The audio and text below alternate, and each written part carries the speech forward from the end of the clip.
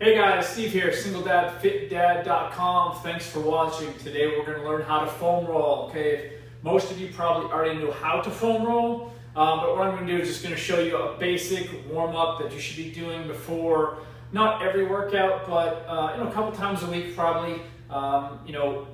People have a tendency to over foam roll. They think that they have to foam roll every single session. Not necessary. Okay, if you're super tight, you have a lot of flexibility issues, then you may want to foam roll a little bit more, but a couple times a week, 5, 6, 7 minutes, somewhere in there before a workout, even after a workout, will do just fine. Okay, so I'm going to run through a series of rolling exercises that you should try to incorporate most of them if you can each session. Okay, so first we're going to start just sitting on the roller. And first off, this roller here, I got on Amazon. It's actually pretty firm. What I would probably avoid doing is getting one of those squishier, either like the blue or the green foam rollers. They tend to be a little softer, and the firmness really helps break up these knots. So, the goal of any foam roller should be basically to push down on the soft muscle tissue, which knots and adhesions form over time. It's really hard to get stretches, for example, let's say in your hips here, your IT bands, your iliotibial band.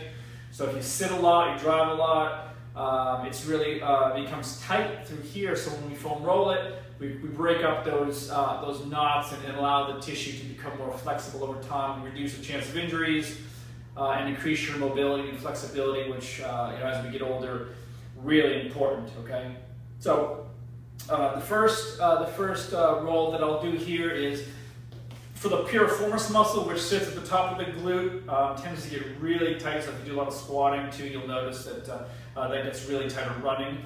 So we'll just sit right on top of this roller. We're going to cross the leg over, and all we want to do is just kind of roll over. So by me crossing my leg, opening up that muscle in the back.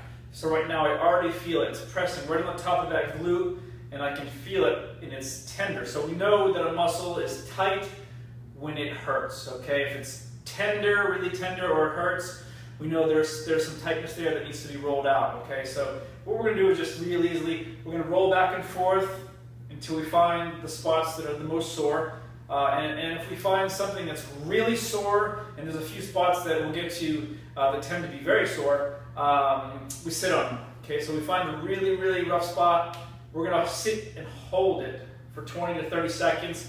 Now the idea behind that is to override the tendency to clench up. Okay, it's going to really hurt. Some of these rolls really, really fucking hurt. So instead of clenching up and tightening up, what we have to do is relax the muscle. So this is actually pretty sore, so we're just going to sit on it, and we're going to kind of let the roller do its work by breaking that up. So we're going to hold it for about 20 seconds, okay? So we're going to do this side, we'll do the other side as well. Again, you're going to have to move around a little bit to find the spot. You may have to roll it a little bit more or less, depending on where it's most tight. Okay, so roll this out here a little bit, okay? Which we're going to go right down into the hamstrings right after that. So we're going to prop ourselves up here. Now we can use, we're going to use our arms to hold ourselves up here. You can also do it back here if you don't have the strength.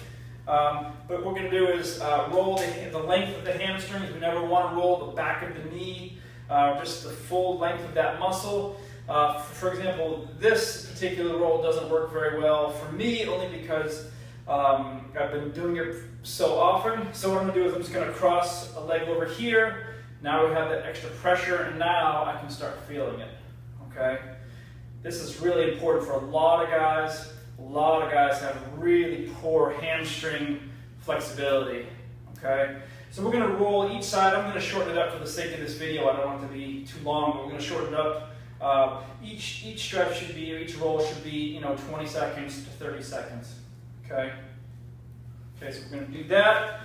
Next, we're just going to roll right over, right down to our side. Okay? Actually, I'll turn this for you so you can see this.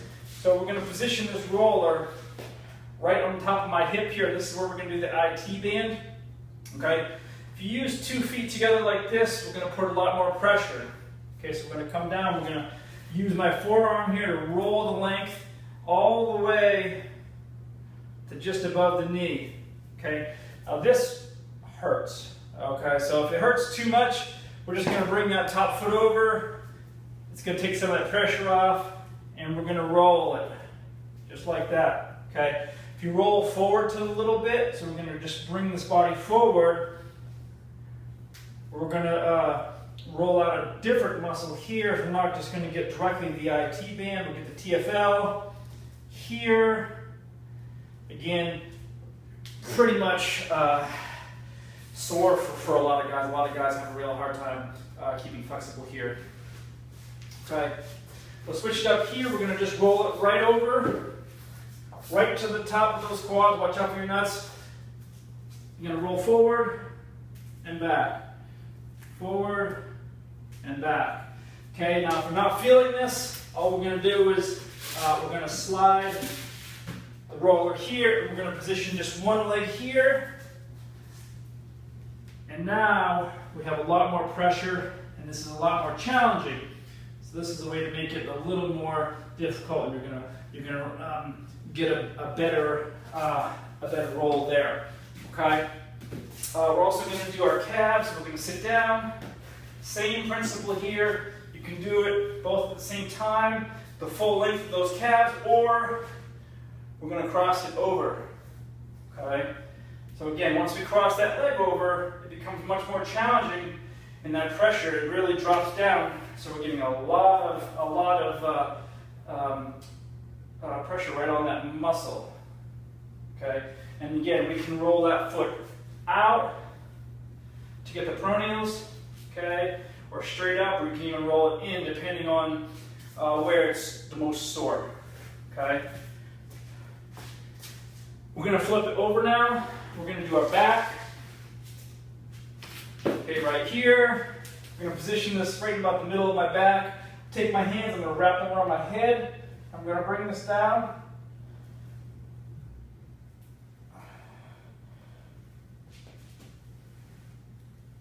I'm going to open up.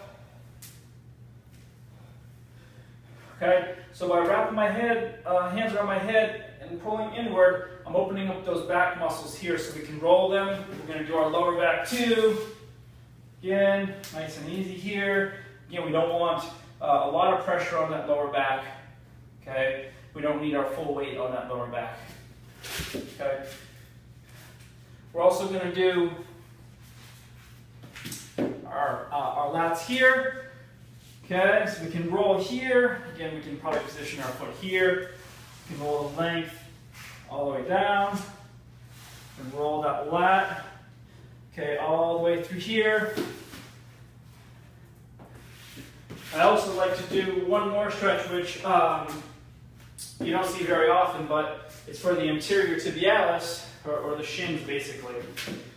Okay, so we're just going to roll back and forth here, right across that muscle. Okay, really hard to stretch this muscle, and most people never do.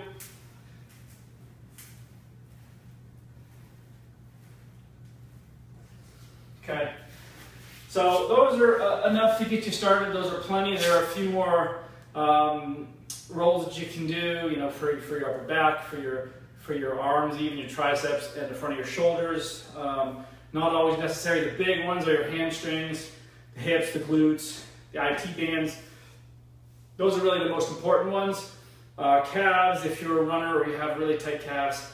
A lot of overweight guys, just from the years of abuse of your knees and your hip complex, your calves are a mess, so they're really, really tight. So we're going to want to roll those out probably every time you do that.